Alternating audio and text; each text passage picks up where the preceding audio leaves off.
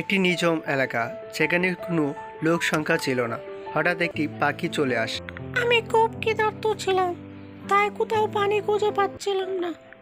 কোথাও আমাকে পানির সন্ধান মিলিয়ে দিয়েছে। এই বলে পাখিটি পানি পান করতে লাগলো। বাবারে কি পিপাসায় ছিলাম, আর একটু থাকলে বা দম বন্ধ হয়ে মরে যেত। এটি পান করে সেখান থেকে চলে গেল। কিছুক্ষণ পর একটি পণ্ডিত শিয়াল চলে আসলো, আবার সেখান থেকে চলে গেল অন্য কোথাও।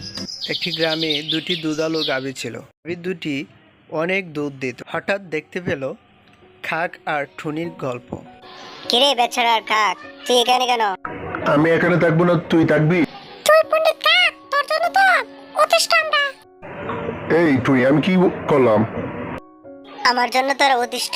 তুই কাক বড্ড পণ্ডিত, তোর জন্য আমরা টুনির বাচ্চা টুনি, আমরা কি করছি? হ্যাঁ, এই বলে কাকটি চলে গেল অন্য কোথাও। প্রাকৃতিক সুন্দর দেখার জন্য কিছু হাঁস চলে আসে। হাঁসটি তার ছানাগুলা নিয়ে কপোতকর করতে থাকে। একই দিকে বারবার ছোটার চেষ্টা করে। ছানা দুটিকে নিয়ে সে ছুটতে ছুটতে সাগরের মধ্যস্থলে চলে যায়। তখন তার ছানা দুটিকে নিয়ে ওই পারে চলে যায়। সামনে একটি পণ্ডিত শিয়াল দাঁড়িয়ে থাকে। আরে অনেকদিন হলো পেটের খিদাটা মেটাতে পারি না, কোথাও যেন খাবারের সন্ধান পাই না। এই বলে পণ্ডিত শিয়াল খাবারের জন্য খুব ছটফট করে।